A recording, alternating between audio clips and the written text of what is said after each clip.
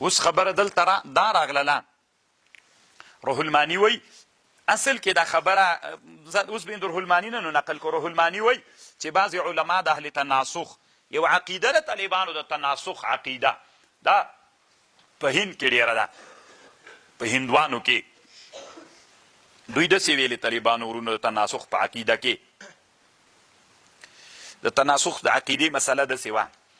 دوی وایي چې یو انسان مړ سي روح بل انسان ته ورځي، د حیوان د خره غویي ته ځي، غویي خره ته ځي، د سړي انسان ته ځي، داسې کېږي. دې آیات نه وایي استدلال کوو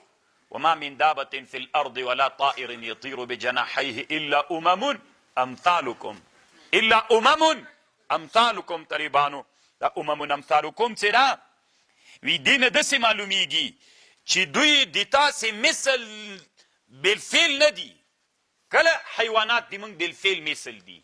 خو بالقوه مثل دي. بالقوه مثلیت دا معنا چې ته مړ سې د تا روح دوی ته ورځي، چې هغه حیوان مړ سي روح انسان ته راځي، بل انسان چې پیدا کیږي. نو دلته مطلب دا ده وما من دابة فی الارض ولا الا امم، دا امتونه دي د تاسې په مثل. کله دي موږ په مثل بالفعل دي،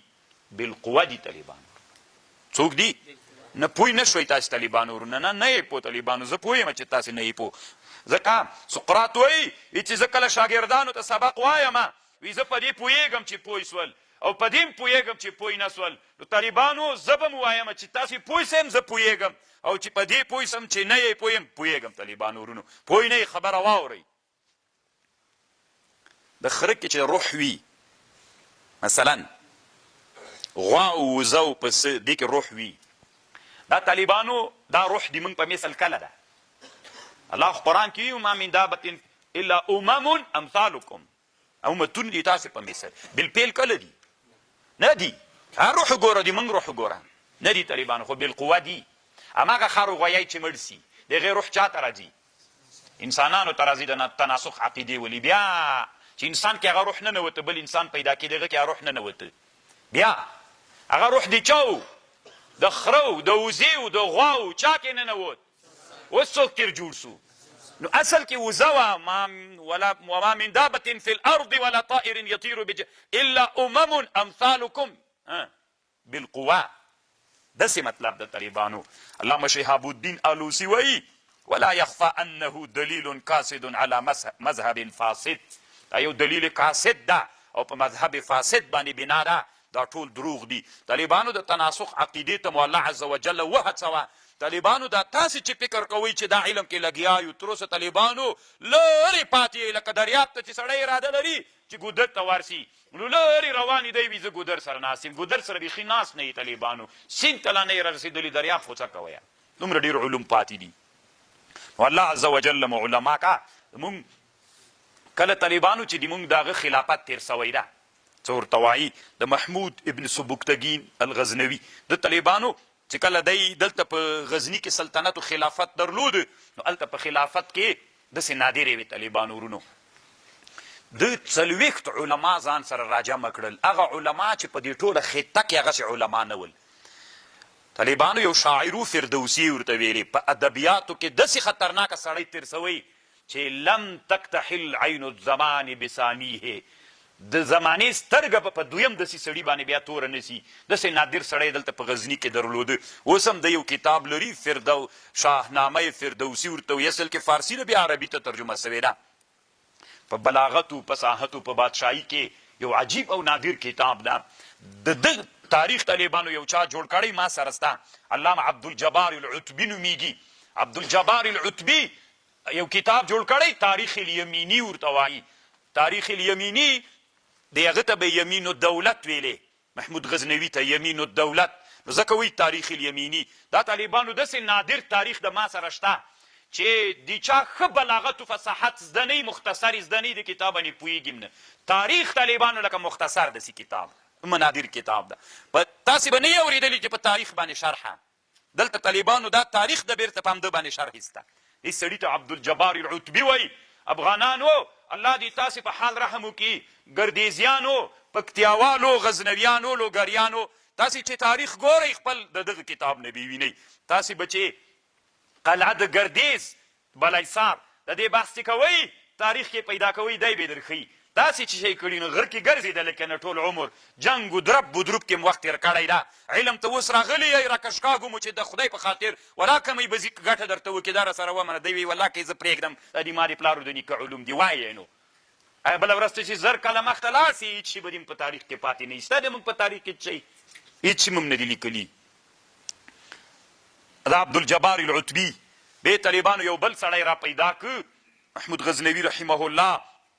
چې د خپل عصر په دې علومو کې لوی امام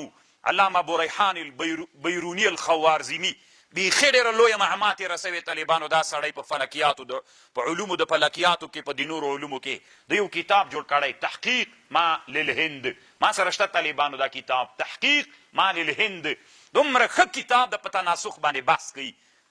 ډېر نادر د هند په کیري په هغه زمانه کې ورته حیرانه بسئ نو طالبانو ورونو لاړ خو بسئ دلته به موږ سره وخت تېر کوئ خو تش مه ځئ طالبانو ورونو یو فکر د ځانه سره ویسئ هغه فکر دا دی چې بسنه مه کوئ طالبانو ورونو که ملا درته ویلي دا مه ګوره پرېږده دا ملا به خپل کار کوي پلټنه راوکه تحقیق راوکه دا فکر دی په مختلفو علومو باندې غني که چې الله عز وجل له لوټې نه ملغلره جوړه کړي یې لوټه ملغلره به سي بیا به د هر څوک قیمت تخلي وظیفې پسې به بیا منډې نه وهې تا ته به خلک راځي چې ما سره وظیفه نه کوې او دا چې ته ګرد ګرځې په دې دروازه په دې دروازه خو نو لوټه یې څوک دې څه کوي ته ملغلره څه چې اخلي دي که دې نه اخلي نو په دې کتاب کې د تناسخ د فکریې ډېره عجیبه خوندوره شته ده نو طالبانو وخت نه که نه چې سړی پې باندې بحث کوي د بودایزم د دین انشاءالله که چېرته داسې بیا وخت پیدا سو په دې به بیا زه تاسو ته خبره وکړم د سمونات د بوت تاریخ په دې کتاب کې ذکر کړی څنګه دوی سمونات بوت ونیو طالبانو دا یوه خبره ده که نه داسې قمقله خبره ده چې دوی دا هغه نیولی ده څه ورته وایي د سمونات بوت دی څنګه جوړ کړی طالبانو په څه عقیده یې جوړ کړی ورته حیرانه به سئ د هغه سمونات چې محمود غزنوي رحمه الله ونړو الله عز وجل دې اعلی علین نصیب کی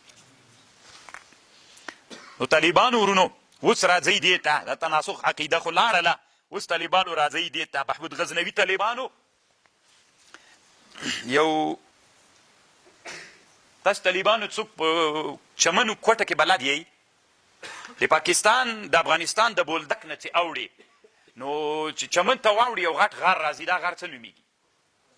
کوژک نو طالبانو ورونو کېدلی سي هغه دا غر وي والله اعلم خو کله کله طالبانو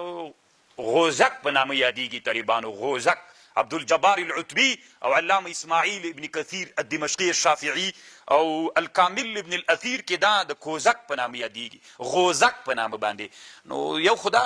کوژک ده کنه کوژک یعنی پښتو کې کوژ کنه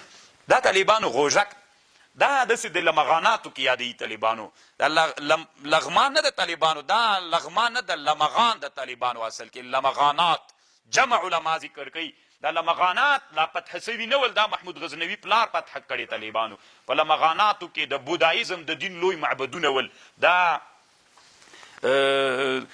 د هند واکمن د بودایزم د دین د لاهور نه یو بادشاه و دلته هغه نومېده څه بلا نومېده طالبانو هغه مات که جنګونه ورسره وسول وتښتېدو بیا په پېښور کې بل خطرناکه جنګ وسو نو هغه بله خبر د طالبانو ترې تیر بسو صرف دا یوه خبر مې کوله دغه لمغاناتو حدودو کې یو ځای ذکر کوي هلته ویې وه چینه وله دې چینه کې به کاپیرانو چې کله محمود غزنوي په لمغاناتو په دې کته هند باندې اراده وکړه چې فتح وکړي نو دې چینې کې به دوی هغه واچول نجاست یو وارې به اسمان وریسو باران به شروع کړه داسې یوه نادره وه طالبان خبر پوه شو باران به وسو او وریځه به شوله تی به جنګ نه کېده مجاهدینو کله جنګ کولی سو نه به هغوی جنګ کولی سو نو دی ټول به ووتل بیا دغه چینه یې فتح کړې طالبانو خو دا دلته د غوزک په نامه یو غر کوي نو نه پوهېږم چې دې سروبي و لمغاناتو کې یا داسې د جلبات په حصارکونو کې دغه منطقو کې طالبانو ورونو کېدلی چې په دغه نامه باندې وي ځکه دغه ساحې یادېږي نو هغه کوژک د طالبانو هغه کوژک د دا غوزک په نامه یادوي والله اعلم چې څنګه چل دا بیخي ډېرو کتابونو کې شته طالبانو نه وه طالبانو علم د طلسم ده ما تاسو ته مخکې بحث کړي طالبانو د طلاسمو داسې نادرې کولې د دنیا انسانانو اوس طالبانو ورونو بعضې امام رازي رحمه الله څومره وخت مخکې یو سوال کړی و په تفسیر هغه کې تفسیر کبیر کې وایي دا بیت الله باندې کوم تلسم نه ایسوی چې دا انسانان ورته راجمع دي ولې انسانان دومره ډېر راټول دي ورته هر سړی را روان ده دې باندې خو به کوم تلسم نه ایسوی طالبان امام رازي رحمه الله جوابونه کړي چې تلسم علم چې کوي هغې دا خاصي دي تر یو وخته پورې وي ډېر وخت نه پاتې کېږي بیا ډېرې خبرې کړي دي الله مو په علومو را ژوندي که لنډه یې ده